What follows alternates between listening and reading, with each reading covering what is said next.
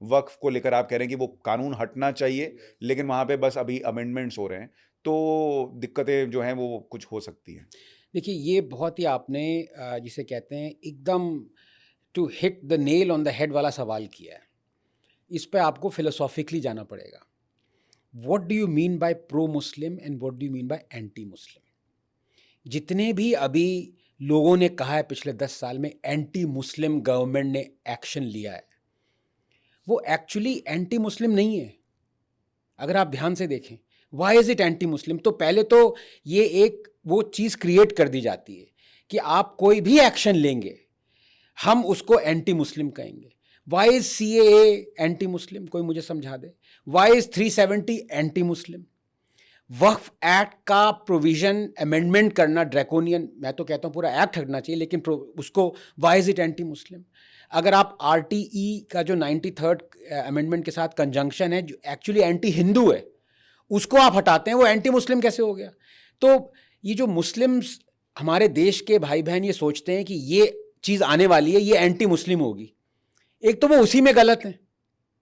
तो जैसे मैंने कहा, डेटा के साथ प्रूव किया है, लिविंग मेमोरी में कोई ऐसा प्राइम मिनिस्टर नहीं हुआ इंडिया का जिसने मुस्लिम्स के लिए इतना किया जितना मोदी ने किया। ये ओपन चैलेंज है।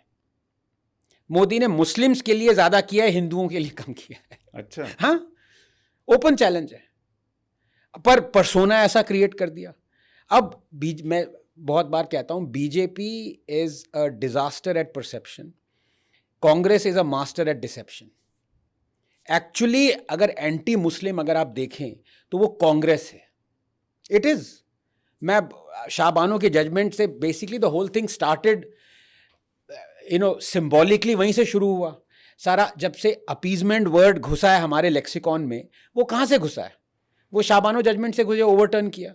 तो सबसे ज़्यादा एंटी मुस्लिम अगर आप स्टेप देखें तो वो था, मुल्लास को प्लेकेट करने के लिए ऐसा स्टेप लिया जिससे पूरे देश ने ये सोचा कि यार ये तो आप अपीजमेंट कर रहे हो, प्रो मुस्लिम अपीजमेंट कर रहे हो। So that sowed the seeds. तो what has Modi done? Please explain to me one anti Muslim decision of Modi, one. उन्होंने टोपी नहीं पहनी ना या उन्होंने इफ्तारी पार्टी नहीं हाँ, की। मैं कई बार ये कहता वही हूँ है आनंद भाई कि मुसलमान को भी तो समझना होगा ना कि आपको आपकी इफ्तारी पार्टी में जाकर आपकी टोपी पहन ले रहा है वो इम्पोर्टेंट है, या जो आपको टोपी पहना रहा है इतने साल से वो आपके लिए खतरनाक है? आपको समझना पड़ेगा। आपको कौन जो है वो सिर्फ गिफ्ट्स लाके दे रहा है लेकिन आपसे शादी करने को तैयार नहीं है, और कौन आपके साथ घर बसाने को तैयार है, आपको इज्जत और रिस्पेक्ट देने को तैयार है, ये आपको समझना होगा, और वो उसके लिए तैयार नहीं है। अब मतलब वो स्क्रीची रेडियो जॉकीज हैं। एक्चुअली क्या है, ये पूरा ये एक सिस्टम के तहत चलता है। एक तो हैं, वो मैं भूल भी गया, किसी लेफ्टिस्ट उसकी, उन्होंने कहा हमें स्ट्रैटेजी बदलनी पड़ेगी। आपने देखा होगा हाँ उनका हाँ। वो वायरल हुआ था। ये स्ट्रैटेजाइज करते हैं कि भाई आगे हमारा रास्ता क्या है। Most of them are educated, so called moderate Muslims. They are the real fundamentalist.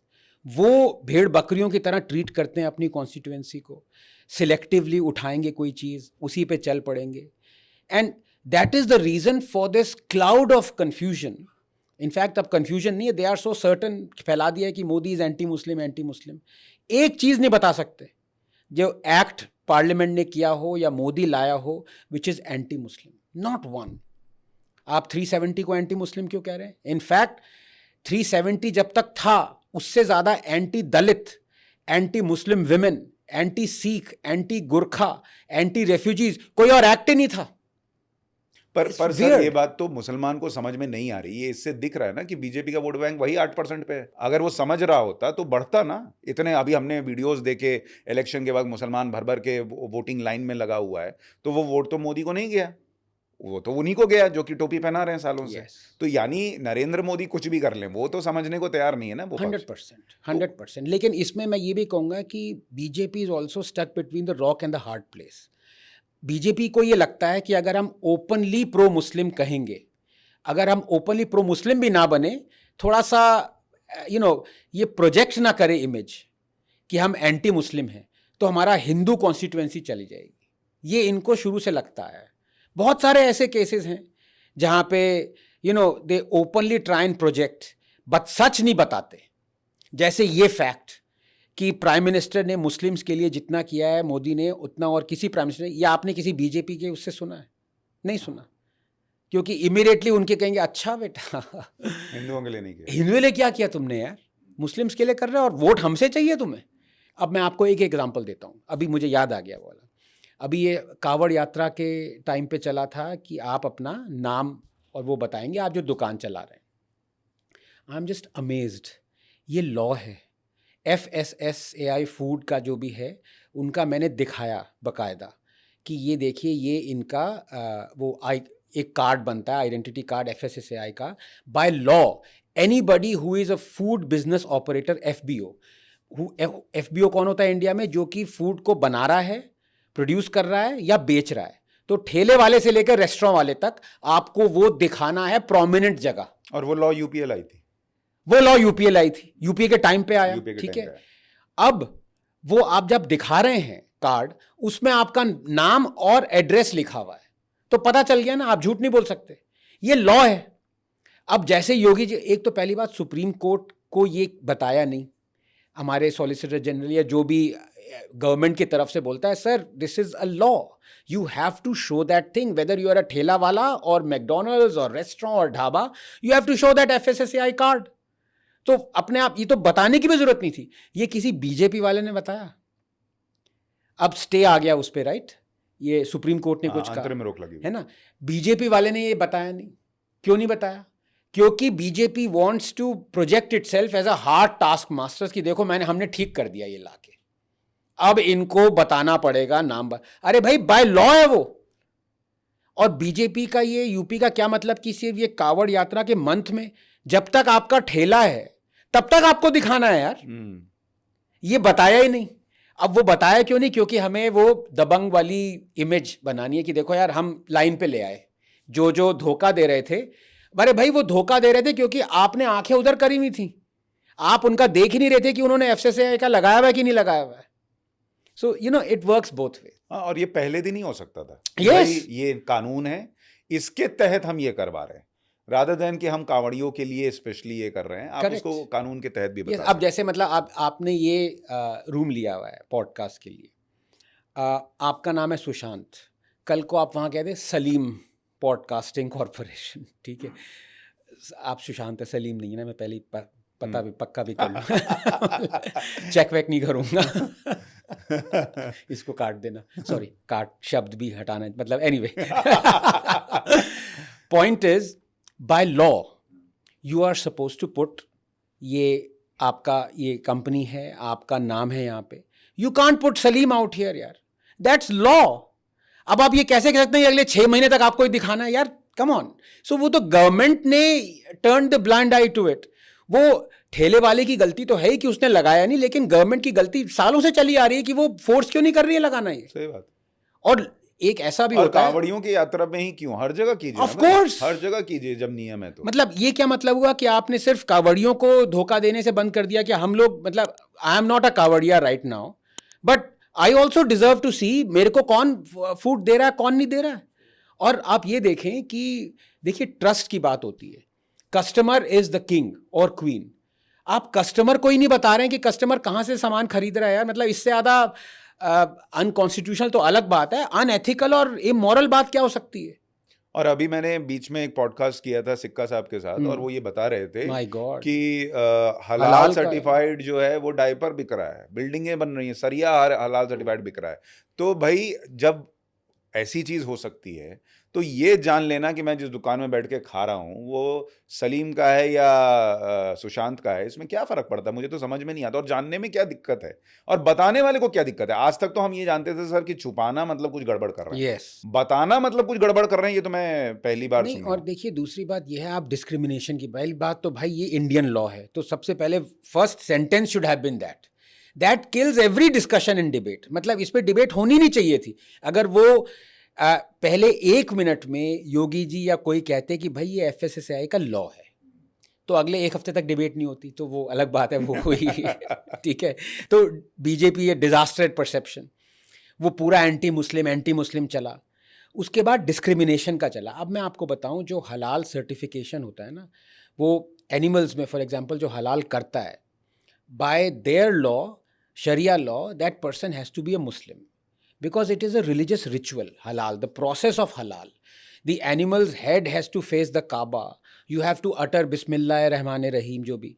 तो वो नॉन मुस्लिम अलाउड ही नहीं है करना. तो ये डिस्क्रिमिनेशन नहीं है. मतलब आई कांट डू हलाल.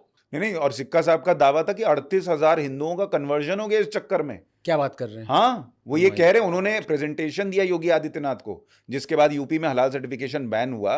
वो ये दावा कर रहे हैं कि उन्होंने जमीन पे काम किया, लोगों से मिले, बातचीत हुई. तो जो लोग हिंदू इस काम में जुड़े हुए थे, और जैसा आप कह रहे हैं कि भाई वो मुसलमान ही कर सकता है, तो उनके पास जब रोजी रोटी का कोई रास्ता नहीं बचा तो उनको कन्वर्ट होना पड़ा. My God. तो ये चीज अब यूपी में हो रही है, तो देश में क्यों नहीं हो रही? ये भी एक प्रश्न है, कई लोग पूछ रहे हैं. पर अब इस पे हम I think we should discuss this कि कन्वर्जन जो है ना, कई लोग अब ये नैरेटिव चलता है कि कन्वर्जन हो रहा है वो अब्राहमिक रिलीजन्स और उनके जो धरोहर रखते हैं वो कर रहे हैं. बहुत सारी जगह कन्वर्जन इसलिए हो रहा है कि प्रो हिंदू ऑर्गेनाइजेशंस, बीजेपी ले लीजिए, जो परसेप्शन है, because they are not acting on the draconian acts and laws, they are forcing this conversion. यार, आपने हलाल का एग्जाम्पल लिया, ये कन्वर्जन नहीं हो रहा, इससे कौन रिस्पॉन्सिबल है? मैं तो सरकार को रिस्पॉन्सिबल मानूंगा. बिल्कुल. आरटीई का अगर आप देखें, आरटीई एक्ट में जो 93rd अमेंडमेंट कंजंक्शन कर दिया है, only Hindu run schools are obligated to give 25% reservation to economically weaker section. Only Hindu run schools. Muslim run schools don't have this obligation. Christian run, तो उसमें क्या हो रहा है? Thousands of Hindu run schools are being closed down. Are being नहीं, हो चुके हैं. और वो सारे बच्चे कहाँ जाते हैं फिर? मुस्लिम रन और क्रिश्चियन रन स्कूल्स में. और वहाँ आपने देखा है मिशनरी स्कूल्स में क्या होता है? सटनली होता है, कभी कभी इन योर फेस होता है. They try and convert you. मैं उनकी गलती नहीं कह रहा, उनका तो काम ये है भाई. पर गलती किसकी है? आप ये एक्ट लाए, आपने ये एक्ट हटाया नहीं, और फिर आप कह रहे हो कि गलती उनकी जो कन्वर्ट, वो तो they are obligated by their religion to preach and proselytize and convert others. यार, उनको तो दीन कहते हैं, उसके जो भी है, उनको तो जन्नत मिलती है उससे. वो क्यों नहीं करेंगे? वो थोड़ा ना रुकेंगे. उनको तो उनके गॉड ने कह रखा है कि आपकी ये रिलीजियस ड्यूटी है. You can't stop them, but you can at least change the draconian laws that are allowing thousands of Hindus, tens of thousands to be converted. हलाल का आपने एग्जाम्पल लिया, मैं आरटी का एग्जाम्पल, मैं टेम्पल्स जो state control में, उसका एग्जाम्पल लेता हूं. लाखों करोड़ों रुपया जो कि हिंदू टेम्पल्स अगर होते, उनके हाथ में होता, वो अपने स्कूल्स और हॉस्पिटल्स बनाते, पाठशालाएं बनाते. तो जो पुअर हिंदू है, जिसके पास कोई चॉइस नहीं है, जिसको इंसेंटिव की तरह कहा जा रहा है कि तुम हमारी फोल्ड में आ जाओ, हम तुम्हें फ्री हॉस्पिटलाइजेशन करवाएंगे, हम आपको फ्री स्कूलिंग देंगे बच्चों को. मेरे बीवी बच्चे अगर मर रहे हैं, ठीक है, किसी के हिंदू के मर रहे हैं, can I blame that person to get converted? You know, अगर कि कल आपके जो है स्पाउस नहीं रहेंगे जिंदा, अगर आप हॉस्पिटल नहीं मिला आपको, उसने कहा आप आ जाओ हमारे फोल्ड में आ जाओ, तो ये चीजें कौन कर रहा है? वो मैं उसको ब्लेम नहीं देता जिसका रोल है ये करने का, रिलीजियस रोल है. नहीं, और मंदिरों का जो खजाना है उस पे सरकार का अधिकार क्यों? और अगर है तो सब पे होना चाहिए. सब पे होना चाहिए यार. अच्छा, इसको, इस सिचुएशन को ये सारे लोग, ओवैसी, कांग्रेसी, सब लोग सेकुलर कंट्री मान रहे हैं ना. जरा सा कुछ हो जाए, हाय हाय सेकुलरिज्म चला जाए, खतरे में आ जाएगा. अगर आप इसको सेकुलरिज्म मान रहे हो, तो भाई मॉस्क और चर्चेस को भी लाओ कंट्रोल में.